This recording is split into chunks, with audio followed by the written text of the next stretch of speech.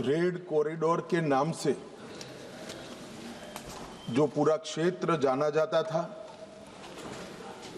12 राज्य, 70% भूभाग और 20 करोड़ की आबादी एक क्षेत्र में रहते सभी आदिवासी भाइयों बहनों की ओर से आपका धन्यवाद करना चाहता हूं कि आपने इस चर्चा का आज यहां पर हमें परमिशन दिया है।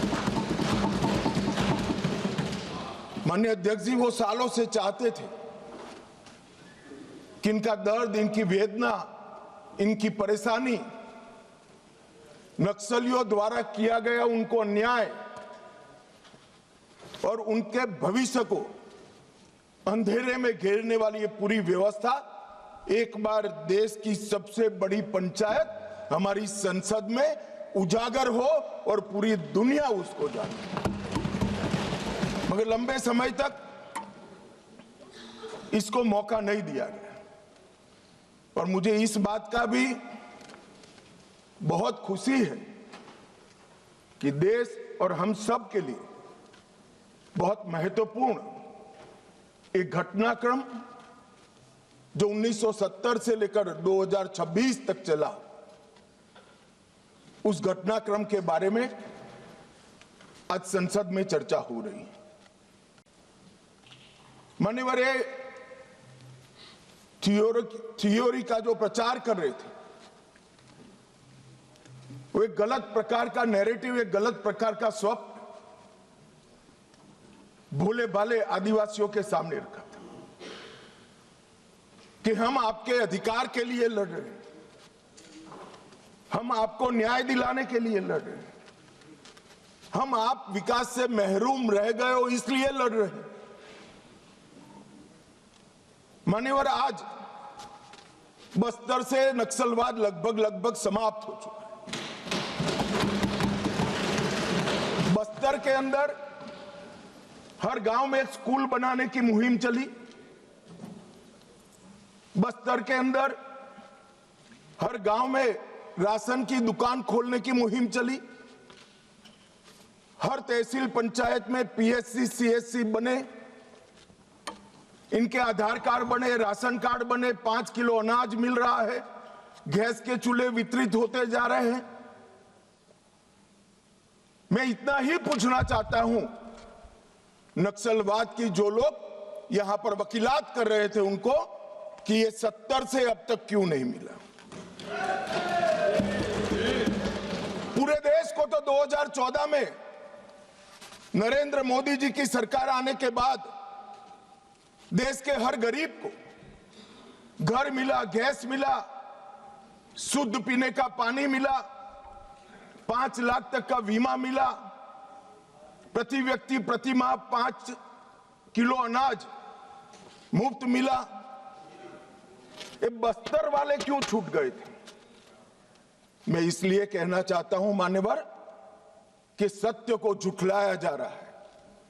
ये बस्तर वाले इसलिए छूट गए थे कि वहां लाल आतंक का परछाया था, इसलिए वहां विकास नहीं पहुंचा था। लाल आतंक का परछाया विकास नहीं है इसलिए नहीं गया था। लाल आतंक का परछाई वहां पड़ा था इसलिए विकास नहीं पहुंचा था। आज परछाई हट गई है और बस्तर विकसित हो रहा है। मान्यवर, बस्तर में विकास। ये जो वकील बन रहे हैं एक हथियारी मूवमेंट के, कहते हैं हम अन्याय के खिलाफ लड़ेंगे। संविधान को मानोगे या नहीं मानोगे? किसी को भी अन्याय होता है, इसका उपाय हमारे संविधान के अंदर निहित है। अदालतें बनी है, विधानसभाएं बनी है, जिला पंचायतें बनी है, तहसील पंचायतें बनी है। ये पूरी व्यवस्था को नकार कर हाथ में हथियार उठा लोगे?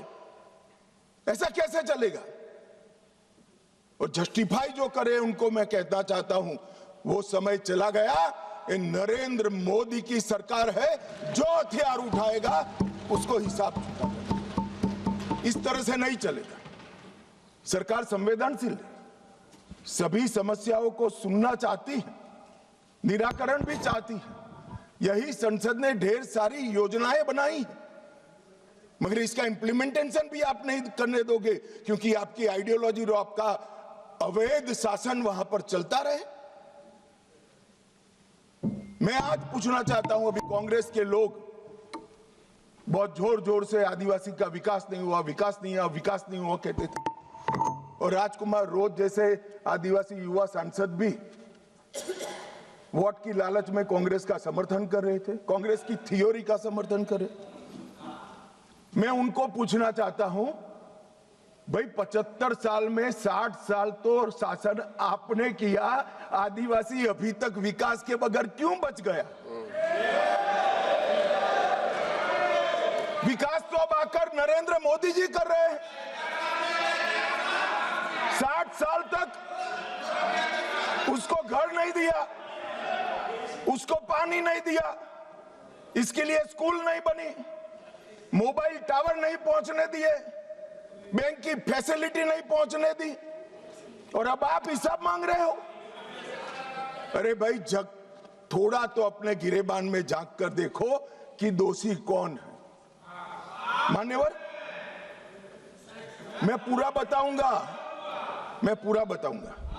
मान्यवर, 12 राज्य छत्तीसगढ़, तेलंगाना, आंध्र प्रदेश, ओडिशा, महाराष्ट्र, मध्य प्रदेश, झारखंड, बिहार, बंगाल, केरल, कर्नाटक का कुछ हिस्सा और उत्तर प्रदेश के 3 जिले, ये पूरा रेड कॉरिडोर बनाकर और वहां कानून का शासन समाप्त कर दिया। 12 करोड़ लोग गरीबी के अंदर सालों तक जीते रहे, किसी ने चिंता नहीं की। हजारों युवाओं की मृत्यु हुई। एक एनजीओ की अगर मान ले तो इधर और साइड से 20,000 युवा मारे गए। कई पूरा जीवन दिव्यांग बन गए, अपाहिज बन गए, नर्क का जीवन जी रहे हैं और उनके तक विकास भी नहीं पहुंचा। मान्यवर, कौन जिम्मेदार है इसके लिए? क्या इस देश की सबसे बड़ी लोकतंत्र की पंचायत ने क्षीर नीर कर इस पर चिंतन नहीं करना चाहिए, या अपने गढ़े गढ़ाई थियोरी लेकर घूमते रहना चाहिए? मैं बाद में बताता हूं कि नक्सलवाद का मूल कारण विकास की डिमांड नहीं है, एक आइडियोलॉजी है। जिस आइडियोलॉजी को अपने राष्ट्रपति पद का चुनाव जीतने के लिए 1970 से इंदिरा जी ने स्वीकार कर लिया, ये वामपंथी विचारधारा के कारण नक्सलवाद फैला है।